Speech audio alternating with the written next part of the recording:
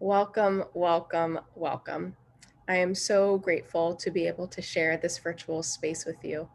My name is Cierra Kaler-Jones. My pronouns are she, her, and hers. And I'll give a little bit more of a formal introduction later, but I want to dive right into our webinar today on teaching Black history and Black Lives Matter Week of Action at School with Fidelity beyond performative. As we get started, I have a couple of slides to really ground us in the foundations of these conversations and the pillars and the principles that will guide us through this important work together. Anti-Racist Educator University is a strategic lever for equity that provides DCPS staff with shared learning rooted in anti-racism. This offering is unique in that it applies anti-racism pillars in the DCPS equity framework with action through context experts, professional learning communities, and micro-credentialing. PLUs and certification are available at no cost to DCPS staff. And this is a friendly reminder of how we are grounding this work in your values as a district. We are focusing on equity, but this work touches each of the values that we hold, that you all hold as a district, similar to the relationship between SEL and equity that you have discussed during your SEL connection. Anti-racist educators must commit to taking individual and collective action. DCPS's equity framework describes this as shifts in individual identity and mindsets and practice, as well as collective culture and policy building. As anti-racist educators, we must dedicate ourselves to these commitments from an equity lens. Next, I will share a video that describes the courageous conversations, the norms that we use in grounding ourselves in these courageous conversations. And as I switch my slides, I would offer an invitation. Every space that I enter, I always like to engage in a set of community agreements. So as you think about entering these courageous conversations with colleagues, students, maybe even family members, community members, and loved ones, I offer an invitation to think about what are your community agreements, the ways in which you are committing to being in community with one another. And one of those that I would encourage today is this idea that this is a brave and working space. We are all a work in progress. We've all been socialized into the society and into the many systems and institutions that make up the society. And so there is deep learning, deep reflection, and unpacking for all of us to do. So give yourself permission to be a work in progress as I offer some pause and reflect moments, some moments to dig into your journal, to write down your thoughts and your reflections. Come from a place of honesty, a place of vulnerability, and a place of rawness. And as Courageous Conversation says, to speak your truth. And with that, I will share the video.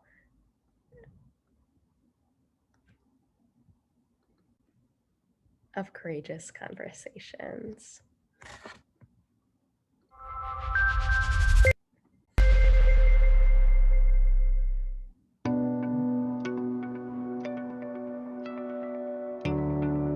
Sometimes in community work, one is afraid of stepping on toes, hurting feelings, and things like that. There is really a discomfort to talk about race. It's one of those big taboos. People don't want to be too political. They don't want to say the wrong thing. Courageous conversation norms and agreements for how to engage in those conversations. To make the conversation approachable and to make the conversation productive. My go-to piece of the Courageous Conversation protocol is the compass. So there are 4 quadrants on the compass: thinking, feeling, Believing and acting. And that's really a tool to help you identify where you are within the conversation, kind of what is your reaction to the discussion around race. Also helps you recognize where other people are in that conversation as well. When we talk about professional development, we're not necessarily there to give you a checklist or a quick fix. We're there to shift mindsets and start really deeply within.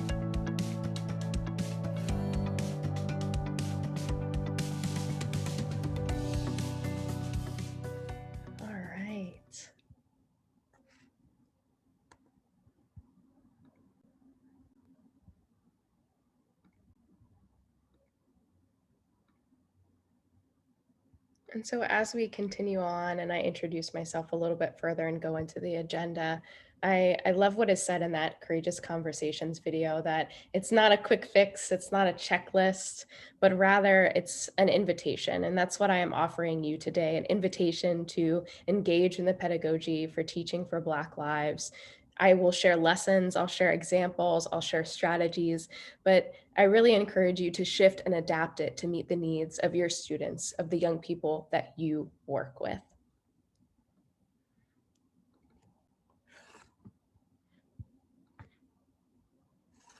And again, so my name is Cierra Kaler-Jones, pronouns she, her, and hers. I'm the Education Anew Fellow with Teaching for Change and Communities for Just Schools Fund. I've also been a community-based educator for 10 years, and I'm a PhD candidate studying social justice education at the University of Maryland, College Park. My dissertation highlights the expertise and the brilliance of Black girls and how they use arts-based practices like movement, music, and hair as forms of expression, resistance, and identity development. During this session, I will share the history of the Week of Action and Year of Purpose. I'll highlight potential lessons for different content areas and grade levels to spark ideas about how to incorporate or adapt these lessons into your classrooms, as well as share some of the pedagogical strategies that I use from leading some of these lessons. I will also share resources for further learning and exploration. As a follow-up to this webinar, you'll receive a resource sheet that will include everything that I mentioned, so do not worry if you don't get all of the resources down right away. Teaching for Change provides teachers and parents with the tools to create schools where students learn to read, write, and change the world. We organize Black Lives Matter at School Week of Action in the Washington, D.C. area with DC educators and community members. We also offer free lessons, online mini classes, and more resources, many of which I will highlight in today's webinar. And so before we dive into the content, I want to create a little bit of time and space for a pause and reflect. A critical aspect of anti-racist education is ongoing and intentional reflection. Throughout the webinar, I'll create time for pauses to reflect on your experiences and how they shape, influence, and impact your work. Our first pause and reflect is, when was the first time that you learned about race and racism? What did you learn? How does this impact what and how you teach? And here again, I invite you to give yourself permission to write whatever comes up for you. You'll not be asked to share. This really is just for your own reflection. Here, we'll take 3 minutes to pause and reflect.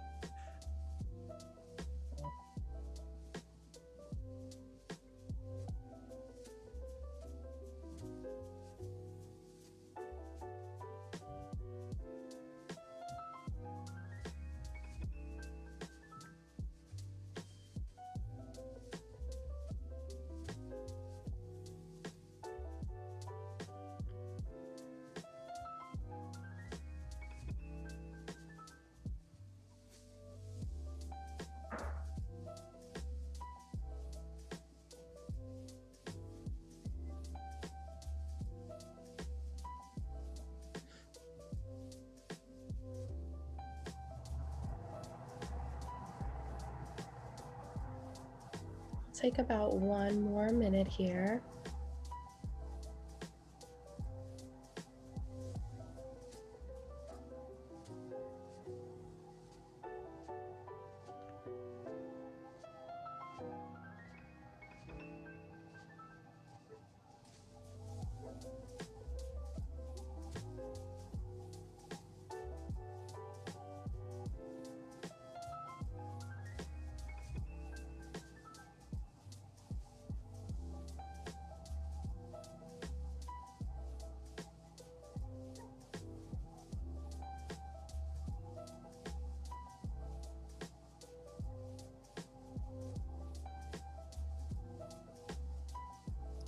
All right.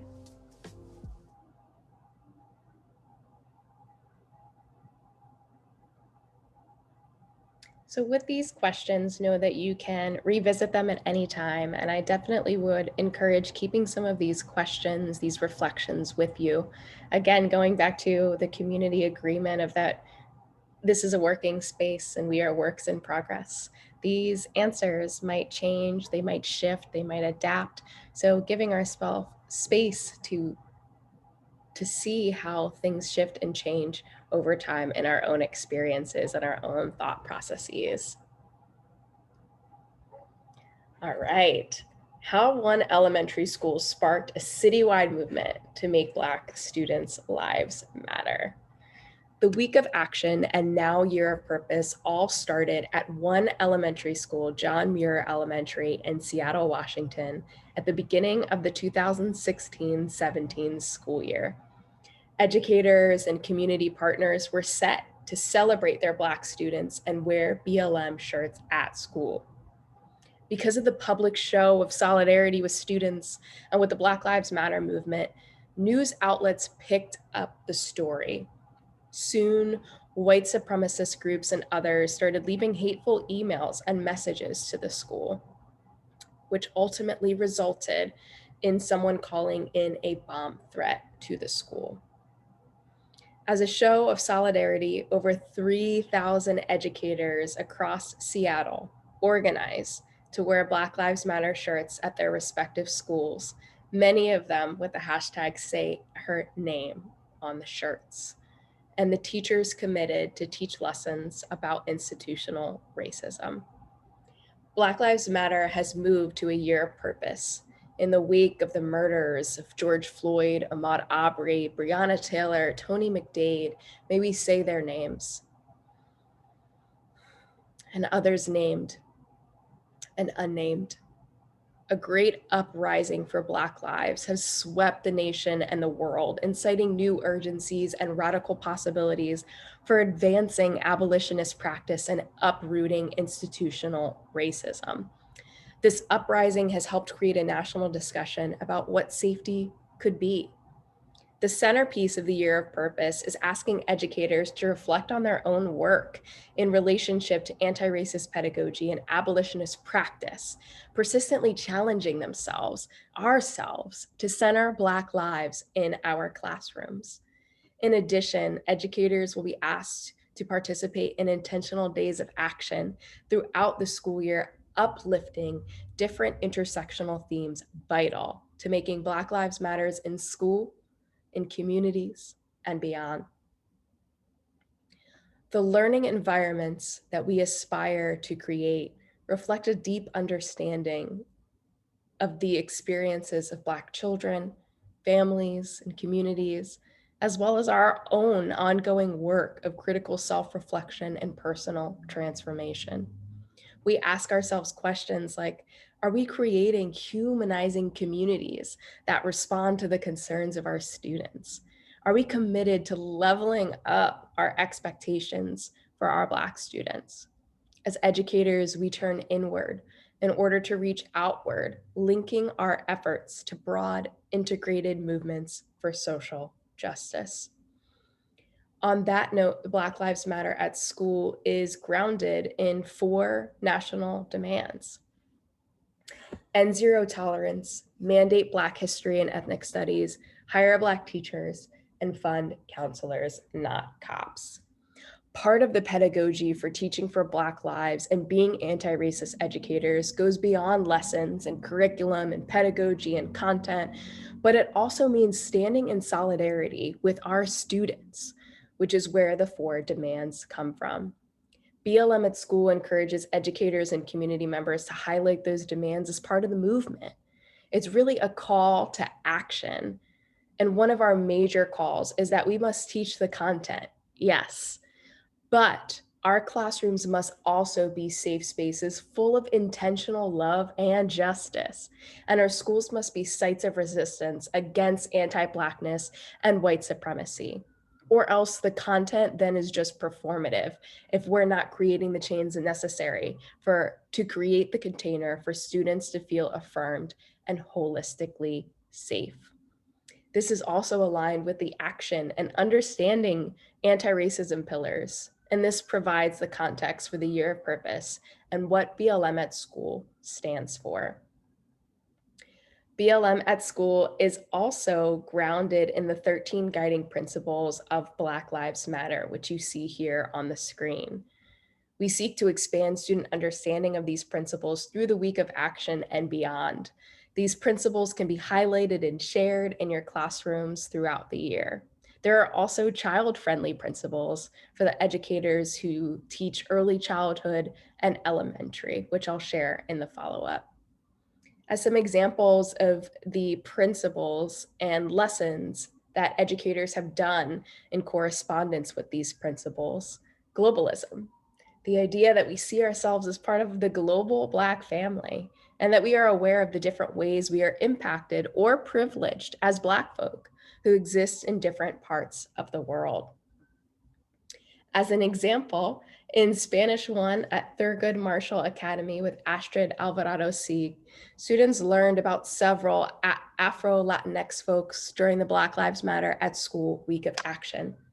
They started with the definition of the word Afro-Latinx, and then did a gallery walk about several Afro-Latinx folks from the United States and in other countries. Astrid found some famous Afro-Latinx folks that students are familiar with to ease them into the topic.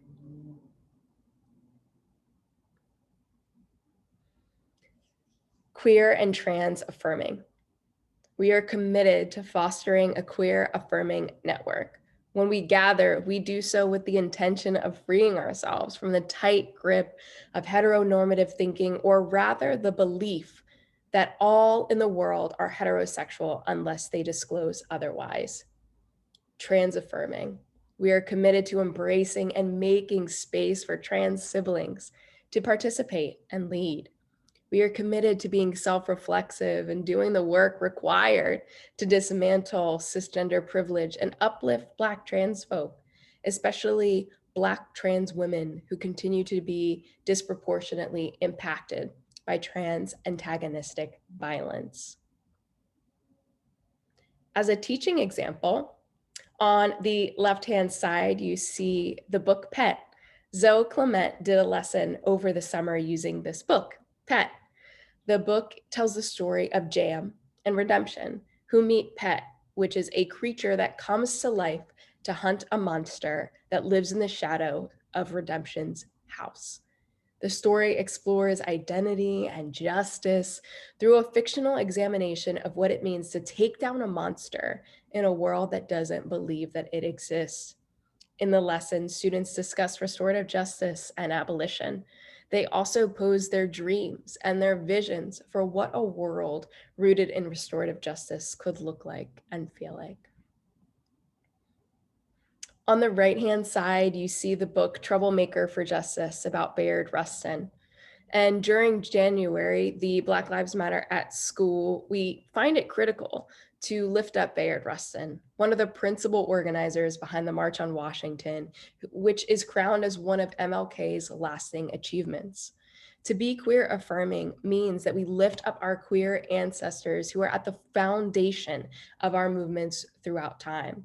This deepens the purpose of MLK Day to understand that no one person makes a movement, highlighting how MLK's legacy encompasses the contributions of many.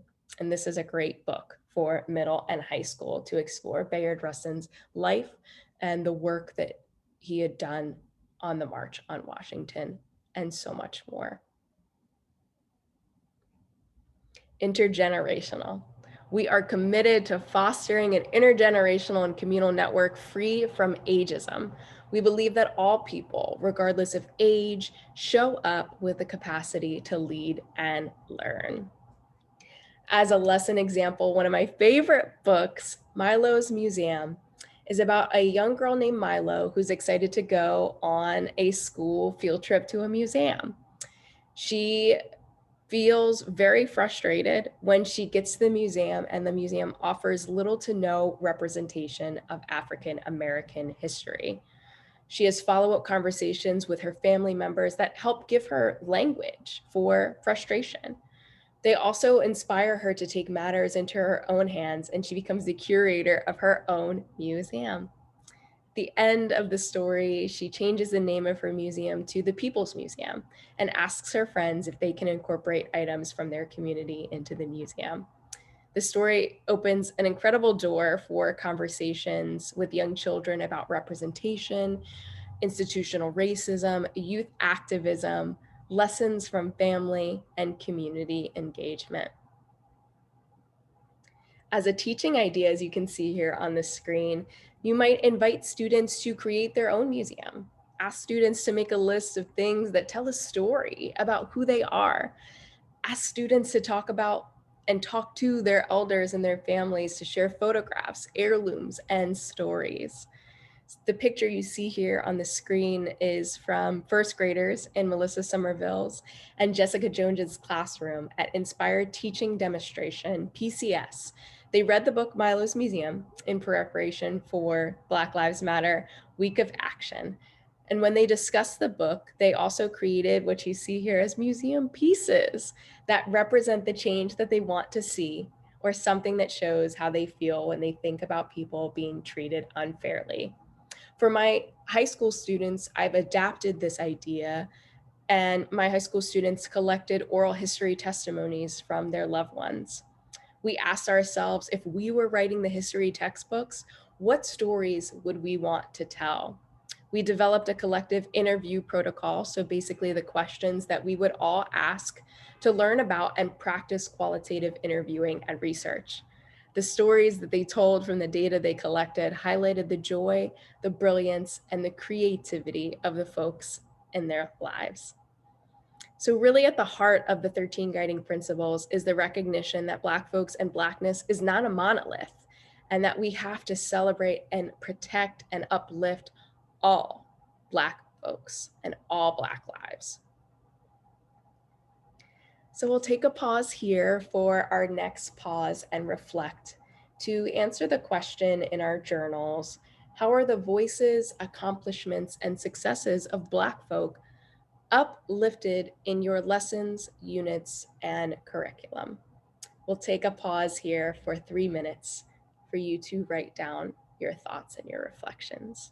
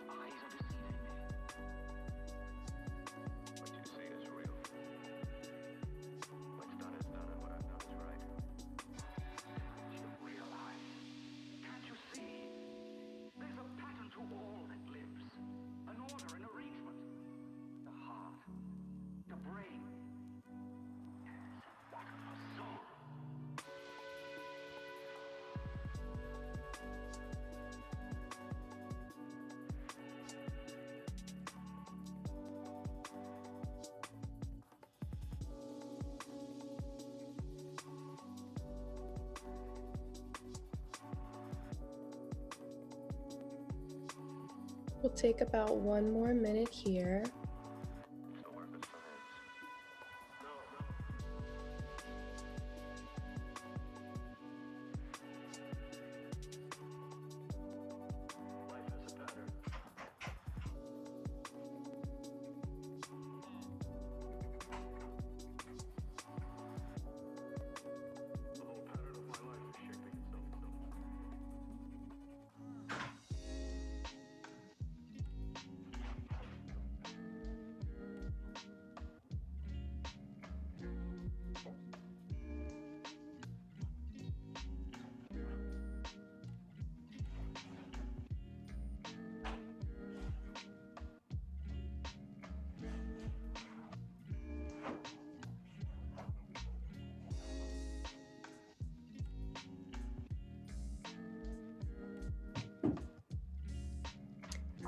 All right.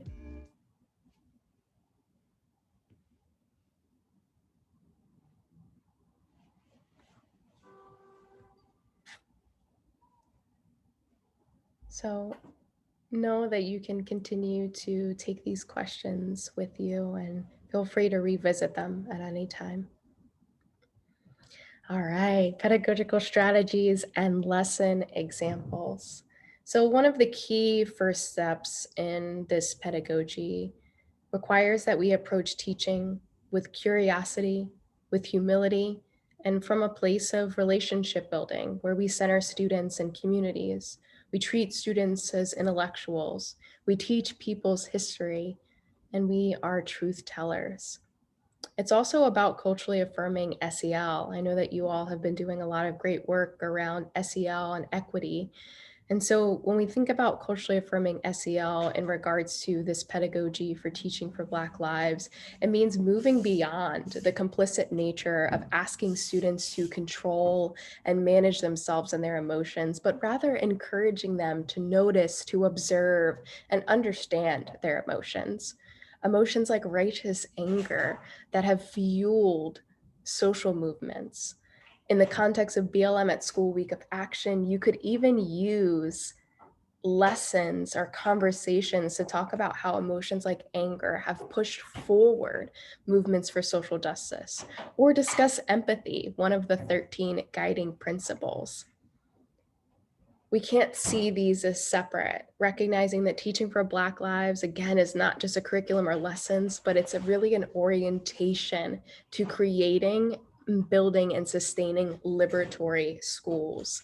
This pedagogy involves critical inquiry as the foundation for exploring social issues and our relationships to the broader socio-political context. Some of the ways that we have built relationships in my classroom and other classrooms, other educators that I so deeply admire, DC educators, are through examples like virtual circle keeping. So my students and I have learned together about the sacred practices of Indigenous and African communities and how they use stories, circles, to share stories and build community.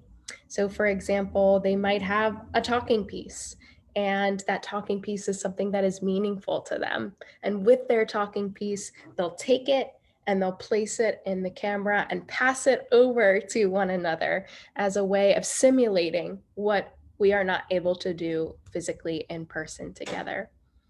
We also do check-ins in my classroom to start it out.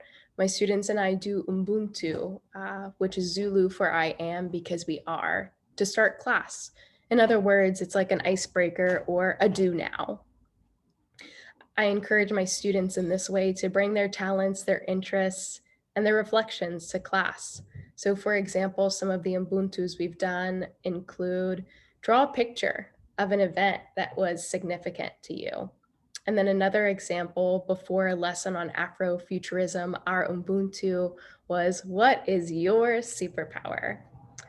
This pedagogy, the pedagogy for teaching for Black lives, also involves shifting and adapting. When there's something going on in the world, making sure that there's time and space for students to share their feelings if they'd like, and to process individually and collectively. It involves highlighting the joy, the creativity, the resistance of Black folks, and not just having Black people and Black culture be just a footnote in your lessons, but rather at the core of your lessons. These must be infused every day, not just 1 week of the year or 1 month of the year. So for example, through a program that we organize called Teach the Beat, we work with DC area schools and the authors of the book called The Beat, Go-Go Music from Washington, DC, to develop lessons and share teaching ideas for infusing this history and music of go-go in social studies, language arts, math, music, and or DC history classes, and to bring renowned go-go performers into DC classrooms, where students learn about the history of go-go, key local figures in go-go, and then even learn math alongside creating their own collective beats. So we'll take another opportunity here to pause and reflect on 2 questions. One, in what way do our practices erase the histories of our students and prevent them from bringing their whole selves into the learning environment? But also, in what ways do our practices center and affirm the histories of our students and encourage them to bring their whole selves into the learning environment? Again, leaning into that brave space, give yourself permission to write all of the reflections that come up. 3 minutes here.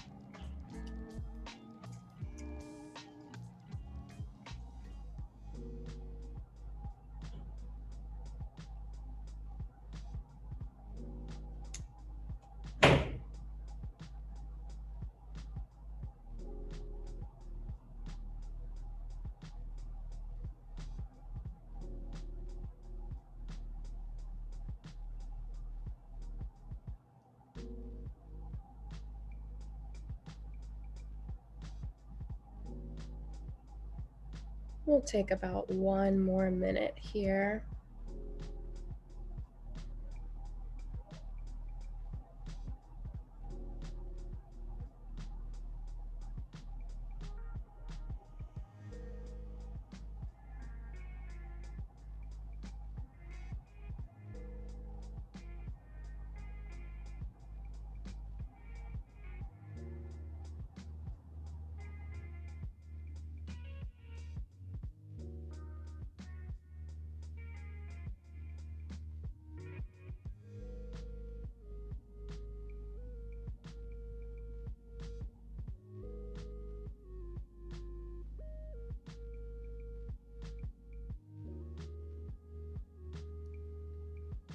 All right. So I just want to say thank you for engaging in these reflections. I know that it is hard work to unpack these parts of ourselves and these reflections, but this work is imperative. So thank you, thank you, thank you. So much gratitude for digging in with me. All right, some more lesson examples. So you see here some on the right-hand side, one of my favorite books, Africa is Not a Country. It is a beautiful children's book that details the diversity, the beauty, the brilliance of different countries within the continent of Africa. And so as you might have conversations with young people, you see the different countries, and the languages and the culture and the music and the food that are embedded into these pages. So I definitely highly suggest for early childhood and elementary teachers to use this as a teaching tool and an opportunity to open up conversation in your classrooms. On the left-hand side, you see a picture of a read aloud, and that is Shayna Tavona's classroom at Thompson Elementary School. And so during the week of action on the first day, Shayna read the book, The Day You Begin by Jacqueline Woodson, and connected it to the principle of empathy, another way to fuse together conversations about SEL and also this pedagogy for teaching for Black lives. In her classroom, they had been thinking about how others feel all year long. So students were able to point out moments in the story where characters did or did not use empathy and brainstorm ways that they could show empathy in the classroom. On the second day of Black Lives Matter at School Week of Action in Shayna's classroom, they discussed the principle of diversity. They read All the Colors of the Earth and Shades of Black, a celebration of our children. They then drew self-portraits using the Lakeshore People color crayons and trying to pick the just right shade. In Shayna's classroom in the back, you can also see the book called I Love My Hair, which is one of my favorite children's books. And my colleague and I, Rosalie Reyes, we put together a reader's theater read aloud of I Love My Hair, where you take certain passages in the children's book and actually have the young ones perform those parts of the book. We begin by asking different questions like, what's a way that you love to do your hair? Is there a special practice that you have in your family of doing hair? When was a day where your hair felt really great? And even opening up conversations too about those that might cover their hair, or different ways that we use hair to express ourselves, but also to communicate aspects of ourselves that are important. And sometimes that also means the covering of hair. For Black Lives Matter at School Week of Action, there are also coloring pages. And so these are really beautiful. I will make sure that you have a copy of them in the resource sheet. And for the coloring pages, students can color those in with their caregivers and loved ones and answer some of the prompts. They're based around the 13 guiding principles to bring back to their class to share the stories and experiences of their loved ones. So these are different ways that you can incorporate Black Lives Matter at school, the teaching for Black lives, the pedagogy for teaching for Black lives, and teaching Black history in early childhood and elementary classrooms. For the history and social studies educators, in the middle here, you see a portrait that we use as part of the lesson called the color line. And in this lesson, students are asked to predict colonial laws that legally mandated separation and promote divisions on race. I've actually done this lesson with high school students, and we've had really in-depth critical conversations about structural and systemic racism and how it's embedded in our laws and policies, and also that we have the power to change them. On the left-hand side, you see a photo of Tignon laws, and my colleague Rosalie Reyes and I, again, we adapted the color line lesson and we called it the hair line, where we explored historical laws that discriminated against different hairstyles, particularly natural hairstyles worn by Black folks. This lesson also highlights the beauty of the different hairstyles that Black folks might wear. There are also templates for using these lessons remotely. On the right-hand side is a picture of teaching a people's history of abolition in the Civil War. And inside that book, there is a lesson by Adam Sanchez called Poetry of Defiance, which is one of my favorite lessons. And it's so crucial to teach the history of resistance. Oftentimes when we teach enslavement, when we teach abolition, when we teach the Civil War, we talk about the pain, we talk about the trauma, but we also have to talk about the resistance that Black folks exhibited in those moments and tie it to how historically Black folks, Black communities, Black organizers have always resisted. This lesson introduces students to the different ways that enslaved Africans resisted through song, through language, through dance and music, through religion, through running away, and more. At the end of this lesson, the class writes a collective poem by answering the prompt, "Write that I," to share the different ways that enslaved Africans resisted. I've also done this lesson with my students, and we always learn so much about how, in particular, enslaved Africans use art and creativity as mechanisms for resistance. So making sure to pair conversations about enslavement, about abolition, and the Civil War, also highlighting and recognizing the power of resistance. We also just released a new lesson written by Bill Bigelow called The Rebellious Life of Mrs. Rosa Parks lesson, teaching the true history of organizers, specifically Mrs. Rosa Parks, but also the strategic power of organizing and the power of the collective.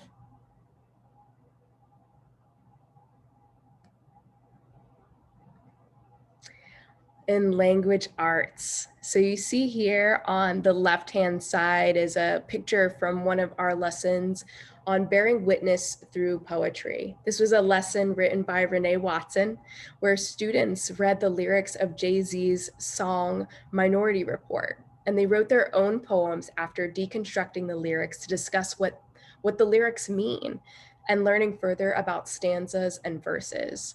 Minority Report, the rap song, is essentially a history lesson about New Orleans in 2005. Jessica Rucker, a teacher at E.L. Haynes, also adapted this lesson to examine the government's response to Hurricane Katrina and COVID-19. At the end of the lesson, students wrote their own minority report. And this sparked the idea with my students, where we wrote our own counter narratives using India Ari's "I Am Not My Hair" and Solange's song "Don't Touch My Hair" as lyrics, as a framework for writing our own messages that we want to share with the world. My students told me that hair was something that they wanted to talk about, something that was important to them. So I tried to infuse it into any conversation or any lesson that they wanted to dive into that topic together.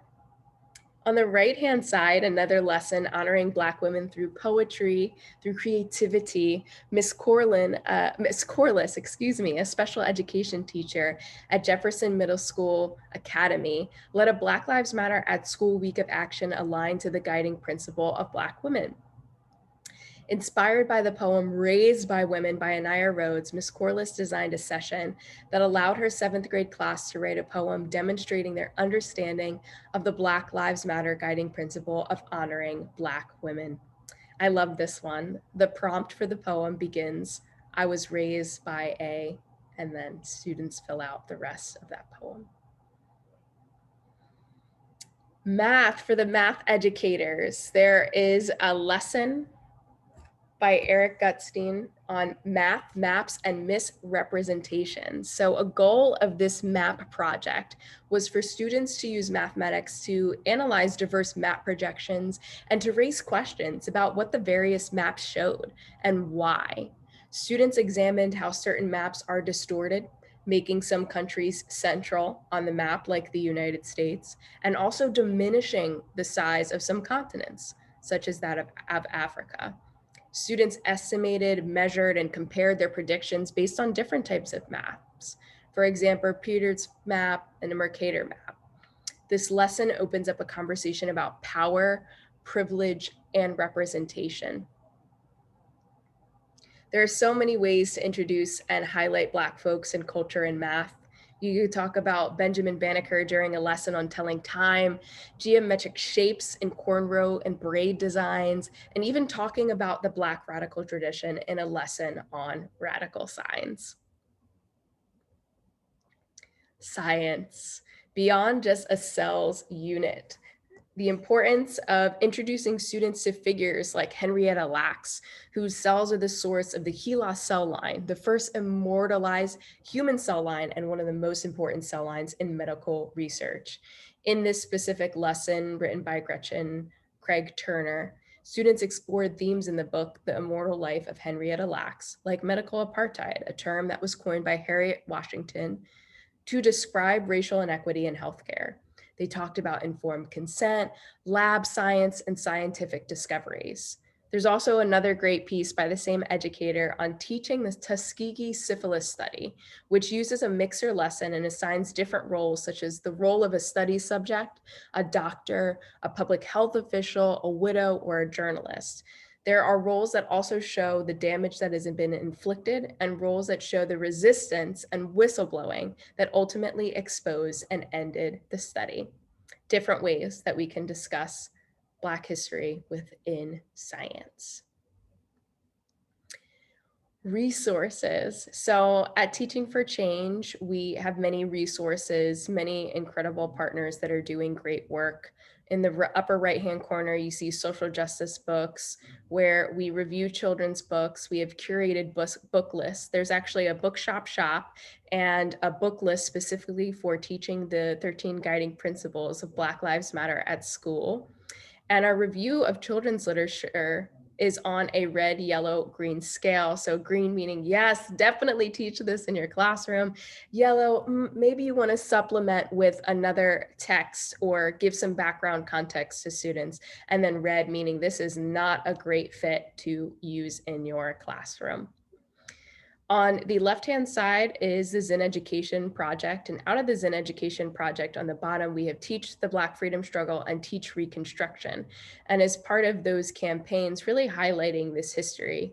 For Teach the Black Freedom Struggle, we have online mini classes that we've been leading where we are in conversation, educators are in conversation with a historian. Historians like Dr. Robin G.G. Kelly, Dr. Jean Theo Harris, who wrote The Rebellious Life of Mrs. Rosa Parks, Mary Phillips, Robin Spencer to talk about women in the Black Panther Party. There's some really great lessons that are also available on YouTube if you haven't had a chance to join us in person. We have free People's History lessons too, downloadable right online for you to use and to adapt in your classroom. If there is a topic that you're interested in covering or something that's part of your curriculum and you're figuring out what is a way for you to teach this through an anti-racist social justice lens, you just go right to Zen Education Project, type in the search bar what you're looking for, and I'm sure that there is a lesson for you. And if not, reach out to us. We're always happy to engage in conversation and to share strategies and ideas with one another. Here we have some of the teaching. We have Teaching for Black Lives in the middle as part of the Rethinking Schools books. I actually always have my Teaching for Black Lives book on my desk to refer to at any time. And I highly suggest subscribing to Rethinking Schools.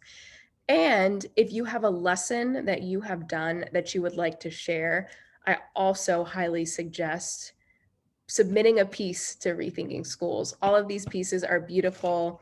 They are practical ways that you can really use some of these lessons and some of your reflections. So maybe even thinking about the reflection questions that you've answered throughout this webinar as a grounding and a foundation for a larger piece that you might write for Rethinking Schools.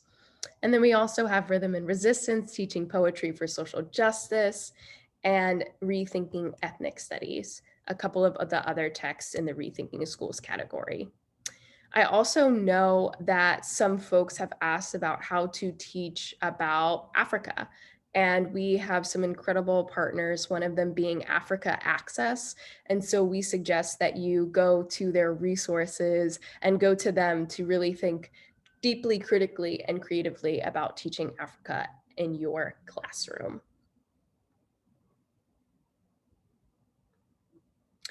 Resistance work. So I like to use resistance work instead of the term homework to really ground us in this resistance work that we are doing every single day. And I also want to leave you with opportunities to think about what are next steps.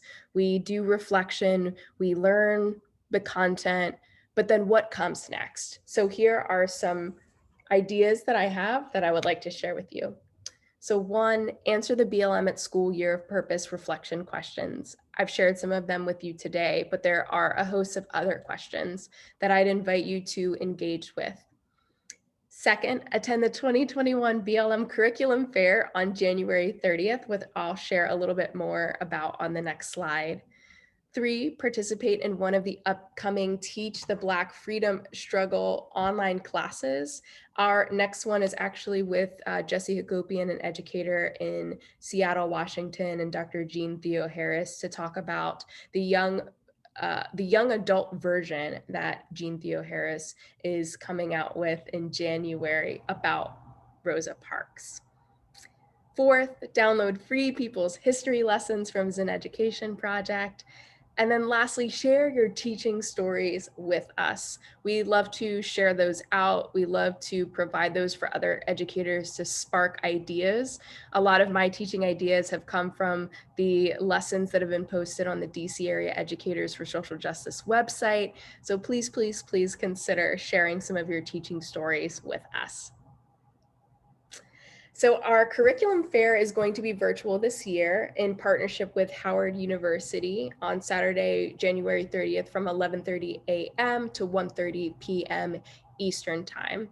In previous years, we have heard from BYP 100. They led freedom songs and liberation chants. Alex Hutkinder demonstrated how to make social justice prints. And there are some interactive workshops for you to engage in to take some of those lessons back to your classroom to teach for the week of action and all year long. Resistance work. So I leave you with a few questions, a few reflections to take with you, to continue to engage with, to continue to think about. This BLM at School is not just about adapting the curriculum, including lessons and teaching content. It's about the pedagogy, about teaching with intentional love and inspiring critical consciousness. It also includes a deep understanding of Black children, families, and communities, ongoing critical self-reflection, creating humanizing classrooms and schools where young people can bring their full selves, schooling spaces that are holistically, mentally, physically, emotionally, psychologically, and intellectually safe. It means refuting racist, discriminatory, and oppressive practices and policies, teaching a full history, not just the heroes and the holidays, but the everyday actions, the everyday joy, the everyday brilliance of people that contribute to change. We must commit to living out these principles every day, in and out of our classrooms, within our homes, and within our communities, aligned with the DCPS anti-racism pillars, ongoing learning, and reaction.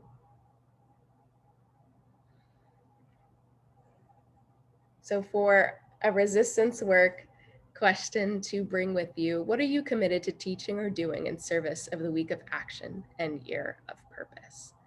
That's question number 1. And question number 2 is, what is something you are working to unlearn or unpack further in your commitment to being an anti-racist educator? Being an anti-racist educator is not a checklist or an identity. Rather, it is a commitment, something that we must work at every single day.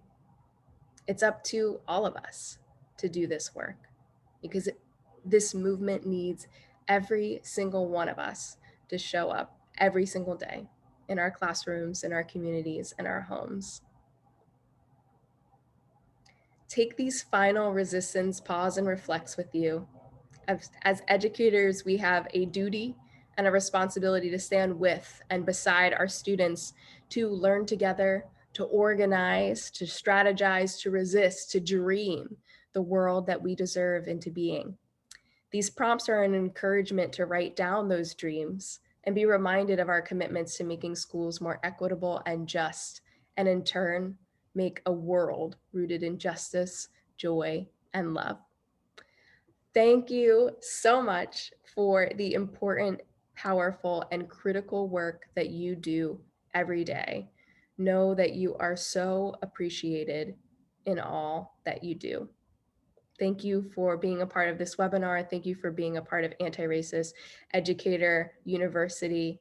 We need you, and I'm so grateful that you showed up today. I am always happy to discuss, to strategize, to organize together. So feel free to reach out to me. Again, this is my email, This is our website at Teaching for Change. Please feel free to reach out to me. I also write lessons and write stories about you all. Write stories about social justice educators committed to this work. So if you would like me to write a story about your classroom, about a lesson that you have done, please, please, please reach out to me. I'm looking forward to all the strategy, all the synergy to come. Keep up the incredible work. And thank you so much for your commitment to teaching for Black lives today and always.